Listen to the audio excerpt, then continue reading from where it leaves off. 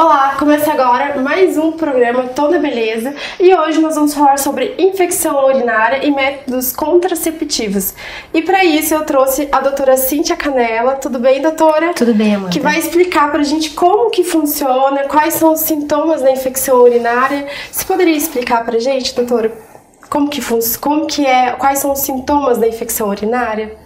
Então, Amanda, a infecção urinária na mulher, ela é mais comum porque o canal uretral da mulher ele é mais curto do que o do homem, né? A uretra masculina ela é longa, a uretra peniana, e a uretra feminina é curta, tem em torno de 4 a 5 milímetros, então ela está muito mais próxima dos patógenos da vagina, do canal anal. Os principais sintomas, né? Uma dor, quando a bexiga começa a encher, você sente dor, uma vontade frequente de urinar, né? Toda hora você quer ir ao banheiro, toda hora você tem aquela sensação de bexiga cheia, você vai ao banheiro, mas é pouca urina, pouco volume urinário e com muita dor no esvaziamento da bexiga. Nos graus mais avançados, você pode ter também febre, calafrio, dor nas costas, né, na região dos rins, náusea, vômito. Isso vai depender do grau de evolução e de ascensão dessa infecção. E então as mulheres elas tendem a ter mais infecção do que os homens? Ela é mais frequente e ela pode ser mais recidivante também por conta dessa característica anatômica. Isso piora um pouquinho na gestação, né? Porque há um inchaço, um edema da região genital provocado pelos hormônios e pelo peso, né? Também o peso do útero que vai crescendo, se avolumando e vai encurtando, vai achatando um pouquinho esse canal uretral. Sim. E o sabonete íntimo, ele ajuda, o uso diário dele ajuda a prevenir a infecção urinária ou não? Então, é relativo. O uso desses sabonetes íntimos de forma contínua ou diária, como você falou, ele não vai ajudar especificamente, ele pode até piorar. Por quê? Porque eles vão modificar o pH vaginal, ele vai deixar de ser ácido, né? Você tem também bactérias boas, bactérias saprofíticas que a gente chama, né? Que fazem a defesa da mucosa vaginal, ou seja, evitando que bactérias e fungos se proliferem. Então você pode às vezes prejudicar ao invés de prevenir. Eu aconselho os pacientes assim, após a relação sexual, após a evacuação, no período menstrual, se estiver com muito fluxo, isso é bom, e nos casos em que a paciente tem diarreia, né, que ela pode estar com algum problema intestinal e não vai ter controle. E aí pela evacuação frequente, ela pode se contaminar. Só pra gente saber, quando a pessoa ela tem uma infecção urinária e ela não trata, quais são os riscos disso? Então, o canal urinário, ele é muito próximo do canal vaginal e do canal anal, né? Então, 80% das vezes a infecção urinária ela é proveniente da contaminação própria, né? De uma bactéria que está no canal intestinal e que acaba nos contaminando. Então, ela vai ter recidivas, né? Ela pode ter inflamações das glândulas uretrais, ela pode ter um espessamento da mucosa da bexiga, e essa bactéria, se não for adequadamente tratada, ela pode ascender, né, pelos ureteres e contaminar o rim, e aí causar uma infecção maior, uma nefrite ou uma pielonefrite. Então a infecção urinária, quando não tratada, ela pode causar uma insuficiência renal? Se for uma pessoa com uma imunidade mais baixa ou se for uma infecção urinária de repetição, se tiver também associada a cálculos renais, sim, com o tempo, sim. Diabetes, hipertensão, infecções de repetição, todos os quadros que têm associado a uma imunodepressão, pessoas que têm lúpus, não é só a infecção, mas todo o conjunto. A infecção em si ela já mostra que alguma defesa natural sua não está normal. Sim, e quais são os exames que a pessoa deve fazer para identificar aquelas mulheres que têm infecção urinária frequentemente? Qual o exame que ela deve fazer para identificar o que está causando aquilo? Então, não é normal você ter infecção urinária frequentemente, né? Se você tem de 3 a 6 infecções ao ano, já é uma infecção de repetição, tá? Então aí não seriam os exames mais básicos, como o exame de urina 1 ou uma urocultura. Deve-se fazer também, às vezes, cultura de secreção vaginal, cistoscopia, ultrassom, para identificar se existem outras causas que não somente a bactéria que está produzindo ou perpetuando essa infecção ao longo do ano. E pode a pessoa, por exemplo, não ter nenhum sintoma e mesmo assim estar com infecção urinária? Pode. Isso é muito comum em gestantes e nos idosos, né? Nos idosos porque eles consomem menos líquido, né? Pessoas diabéticas também podem não ter sintomas, tá? Por alterações neurológicas, elas podem não ter sintomas. E você só descobrir os casos mais avançados ou quando o paciente tem comprometimento neurológico, quando desidrata. Nas gestantes, pela própria imunossupressão que é natural na gestação, elas podem ter um quadro que se chama bacteriúria assintomática. Tá? Então você às vezes tem que fazer exames, mesmo quando a paciente não tem queixas, para poder identificar o crescimento e o desenvolvimento dessas bactérias. E aí você vai tratar preventivamente. Doutora, explica pra gente, e nas grávidas, como que funciona a infecção urinária? Os cuidados são diferentes, né, de uma pessoa que não está grávida? Como que funciona? A grávida, ela é muito mais propensa à infecção urinária, né?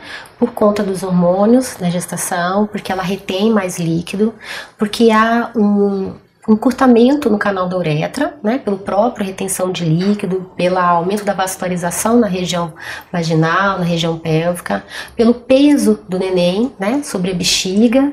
O neném vai crescendo, vai comprimindo a bexiga, então ela tem muito mais propensão. A própria gestação também funciona como uma imunossupressão, né? Ela tem a imunidade dela diminuída. Então a grávida está mais sugestiva, suscetível às infecções. Ela pode ter uma infecção urinária assintomática, que a gente chama de bacteriúria assintomática. Por isso é que no pré-natal se fazem exames regularmente de urina e de urocultura, mesmo quando a paciente não tem queixa. E é tratado com antibióticos também. Sim, é tratado com antibióticos. O obstetra ele está habilitado a passar os antibióticos que não têm toxicidade para o feto, né? Mas tem que ser tratado sim.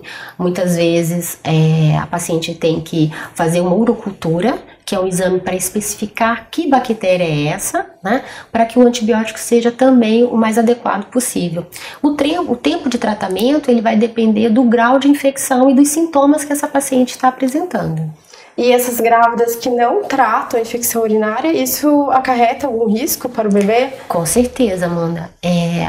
O principal risco é o trabalho de parto prematuro, né?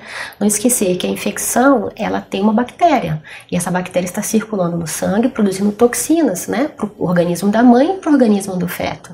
Então, ela predispõe ao início do trabalho de parto prematuro.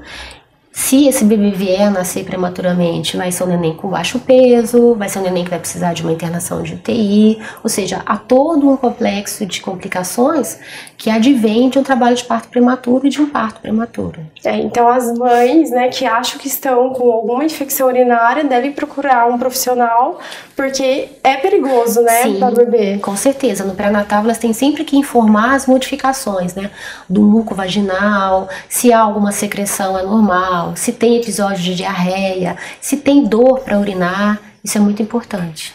Muito legal a dica. E pessoas que, por exemplo, não têm nenhum sintoma e ela pode também estar com alguma infecção? Ou só quem sente dor ao urinar? Então, a dor é o principal sintoma, né? Mas as pessoas que têm cálculo urinário, cálculo renal, elas também podem ter infecções de repetição ou hematúria, que é a eliminação de sangue na urina por conta dessa mobilização do cálculo no sistema urinário. Os pacientes diabéticos, os pacientes que têm algum tipo de doença de imunossupressão, lúpus, pacientes que fazem tratamento com quimioterapia, eles têm que ser investigados rotineiramente. Muito interessante, doutora. Olha, nós vamos para um rápido intervalo e toda beleza volta já.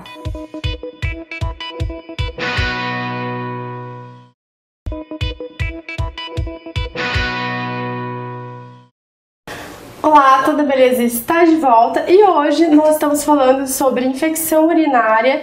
Eu estou aqui com a doutora Cíntia Canella e ela explicou no bloco anterior pra gente como que funciona, né? Quais são os sintomas, as causas e os tratamentos para infecção urinária.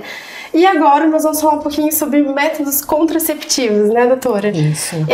Explica pra gente qual que é o método mais utilizado no Brasil. Então, Amanda, existem métodos orais, né, que são os anticoncepcionais hormonais orais. Existem os métodos injetáveis, hormonais injetáveis, que podem ser mensais ou trimestrais. Existem os métodos hormonais que a gente chama de endosceptivos, que eles ficam internos dentro da cavidade uterina. Existe já também há alguns anos os métodos vaginais, em que você tem a utilização de um anel hormonal intravaginal. E existem os métodos não hormonais, que são os métodos de barreira, como a camisinha feminina e a masculina, e o DIU não hormonal também. Muito indicado para os pacientes que têm contraindicação de hormônio, de utilização hormonal. Ah, legal. E quais são as vantagens e as desvantagens de quem utiliza os métodos, né, contraceptivos ou anticoncepcionais? Então, isso vai depender muito de cada paciente, né? Tem pacientes que se adaptam muito bem ao anticoncepcional oral hormonal. E aquelas que não, que têm sintomas gástricos, náuseas, vômitos, dores intestinais, diarreia, não conseguem se adaptar. Então a gente vai indicando métodos não orais. Começa com os métodos injetáveis, mensais ou trimestrais. Agora a gente já tem, né, há alguns anos, o anel vaginal, que tem uma liberação em que o hormônio é absorvido pela mucosa, ou seja, não passa pelo estômago, não passa pelo fígado. E o endosceptivo, que é uma medicação hormonal, é um DIU hormonal. Então, ele é introduzido na cavidade uterina e libera diariamente, constantemente, durante 5 anos, o hormônio, impedindo a gravidez. E também, nesse caso do endosceptivo, inibe a menstruação. Então, ele é muito indicado para pacientes que têm miomas grandes ou muito fluxo menstrual e que têm também diagnóstico de endometriose. Doutora, e o uso da injeção trimestral, ela tem o mesmo efeito do anticoncepcional? Tem, ela é um contraceptivo injetável trimestral, em que é utilizado um tipo de progestágeno, que é a meloxicprogesterona. Ela também tem o efeito de diminuir o fluxo ou até de cessar o fluxo menstrual. Ela é muito utilizada para as pacientes que estão no período pós-parto, né, o período de amamentação. Ela não inibe a lactação, ela pode ser utilizada tranquilamente. Para algumas pacientes, como eu te falei, com mioma ou até adenomiose, ela pode ser indicada. Ela é uma medicação que ela é liberada lentamente na musculatura, tem o efeito de 3 meses, né? É segura se você utilizar a medicação corretamente. Sim, muito interessante isso. Agora eu vou perguntar uma dúvida que eu acredito que seja uma dúvida de muitas brasileiras, né? Quem toma anticoncepcional por muito tempo, isso pode gerar uma infertilidade? Não. Ou é mito? Não, é mito. O anticoncepcional, ele não tem essa capacidade, né? Então, dependendo do tipo de anticoncepcional que você está usando e do tempo que você parou, vai depender muito do seu organismo, dessa retomada à fertilidade. Tanto que existem pacientes que se atrasam 1, 2 comprimidos ao mês, engravidam, né? Se não utiliza a medicação injetável no período correto, né, na data correta, no intervalo que tem que ser dado corretamente, pode engravidar. Então, isso é mito. Tá? A infertilidade, ela não está associada ao uso do anticoncepcional. Ela pode ser causada sim por alterações hormonais, alterações de obstrução de trompas, alterações na produção, na velocidade dos espermatozoides, porque é uma coisa que muitas mulheres não entendem. A infertilidade, ela não é da mulher, ela é do casal. E então quer dizer que o anticoncepcional ele não vai interferir na fertilidade da mulher, e sim os hormônios. Sim, hormônios e também em processos infecciosos, que como eu te disse, a infertilidade ela não é só da mulher. Ela pode ter, por exemplo, durante a vida reprodutiva dela, durante a vida sexual, processos inflamatórios, infecciosos, que vão causar obstrução nas trompas. Isso é uma causa de infertilidade, não é a única causa, mas é uma das. Uma das. Ela pode ter tido cirurgias, né, no útero, na vagina, que podem causar algum tipo de aderência na camada endometrial. Ela pode ter malformações uterinas, né, que impeçam a implantação do ovo fecundado. Então, não existe uma só causa de infertilidade. Tá? Então, essa ideia de que eu tomei anticoncepcional 15 anos e eu não vou engravidar, isso é relativo. Né? Isso é relativo. Depende também da idade em que essa mulher está decidindo engravidar. Porque se ela toma anticoncepcional, vamos, por exemplo, por 15 anos e para com 37 anos, e ela acha que ela parou, ela vai engravidar logo. Ela pode ter uma surpresa, porque a partir dos 35 anos, a taxa de fertilidade das mulheres como um todo cai bastante. Então a idade influencia bastante. Influencia, é o que mais influencia é a idade. Ah, sim. E o anticoncepcional, ele engorda mesmo? Não, ele não engorda, mas ele, em alguns casos, ele retém muito líquido, Amanda. E dependendo da paciente, ele pode aumentar o apetite, né? Então a paciente começa a ter compulsão pelo alimento. Tá? Ela começa a comer mais coisas calóricas, alimentos mais doces, ela psicologicamente vai se sentir mais tensa, ansiosa, e aí ela começa a ter aquela compulsão alimentar. Isso acontece bastante. Mas a maioria das pacientes, elas observam retenção de líquido. Então, elas podem ganhar peso sim pelo edema. Mas pela retenção de líquido. Isso. Uhum. O assunto tá bem interessante, doutora, mas nós vamos para um breve intervalo e Toda Beleza volta já.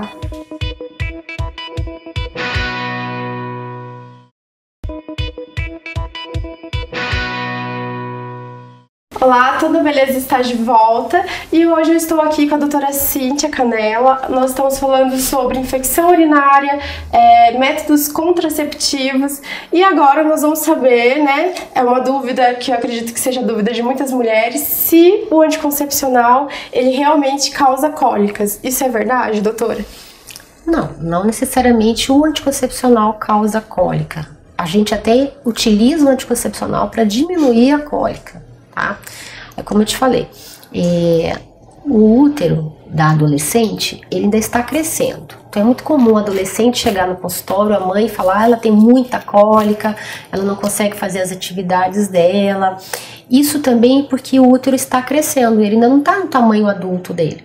Então ela vai ter cólicas, às vezes intensas, se ela também observar que algum tipo de alimento pode aumentar esse tipo de cólica. Mas o anticoncepcional a gente utiliza para o contrário, para diminuir o fluxo menstrual, para regularizar esse fluxo e para tentar diminuir a cólica dela. Existem outras medicações que a gente utiliza, os anti-inflamatórios não hormonais, né? Os antiespasmódicos, para diminuir essa cólica. Mas existem alguns alimentos, Amanda, que e a gente vê que o adolescente utiliza bastante, que ao invés, eles não sabem, mas eles aumentam a cólica, né? Que é o chocolate, os refrigerantes escuros, Coca-Cola, Pepsi, café preto, chá preto.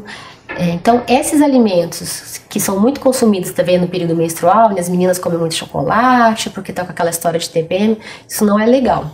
Então eu peço para que as mães e as próprias adolescentes diminuam esses alimentos, pelo menos no período menstrual, e elas têm uma melhora razoável com da cólica. A gente utiliza também o anti-inflamatório, faz uma avaliação dessa cavidade uterina, dessa pelve, para ver se não tem nenhuma malformação uterina, se não tem cistos associados que possam estar causando cólica. Mas a maioria das vezes é só uma fase mesmo, porque o útero está crescendo. Isso é muito interessante, porque muitos adolescentes acabam consumindo, que nem você falou, muito chocolate, muita Coca-Cola, e eles acham que é o anticoncepcional que está dando a cólica, né? Quando na verdade é a alimentação. É a alimentação. Deles. Na verdade, quando a cólica não melhora com esses sintomáticos, né? Com essa medicação, aí a gente introduz o anticoncepcional para tentar controlar o fluxo, diminuir o fluxo e diminuir a dor. Aham. E quais são os efeitos colaterais de quem toma anticoncepcional? Então, algumas pacientes até param, né, interrompem o uso da medicação por conta disso. E a dor de cabeça, né, o inchaço, né, algumas ganham peso por conta da retenção de líquido, sintomas gástricos, né, náusea, vômito, mal-estar. Algumas pacientes, dependendo do tipo hormonal, elas vão ter uma diminuição importante da libido, né, elas perdem o desejo sexual, então isso faz com que elas queiram mudar de método, buscar outras alternativas até não hormonais. Sim, e agora também alto DIU, né, também, que tem vários tipos, né, não sei se são, como que funciona? Quais são os tipos de DIUs existentes no mercado? Então, o DIU, ele já existe há mais de 20 anos, né, assim, que a gente utiliza rotineiramente, né, o DIU tem bastante tempo. O que tem bastante tempo também é o DIU hormonal. Antigamente, até uns 25 anos atrás, a gente tinha só o DIU de cobre, tá? Que é introduzido na cavidade uterina, ele vai causar um processo irritativo daquela mucosa e vai também ocupar o espaço onde ocorreria a anidação, ou seja, a implantação do ovo fecundado.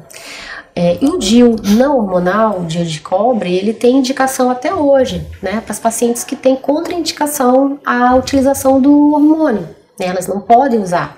Pacientes que tiveram ou têm doença hepática, que já tiveram infarto, derrame, doenças como o AVC, né?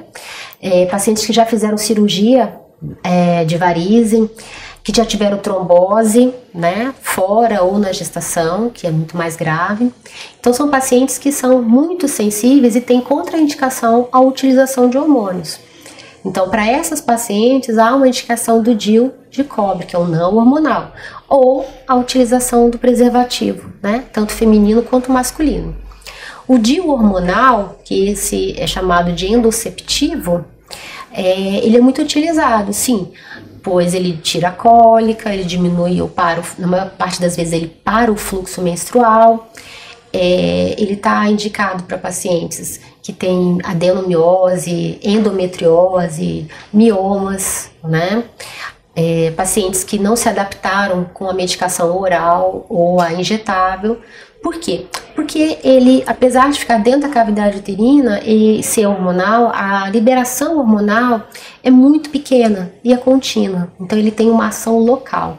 Ele não passa pelo fígado, não tem absorção pelo estômago, então não vai causar as mesmas reações que um anticoncepcional, tanto oral quanto injetável, costumam dar.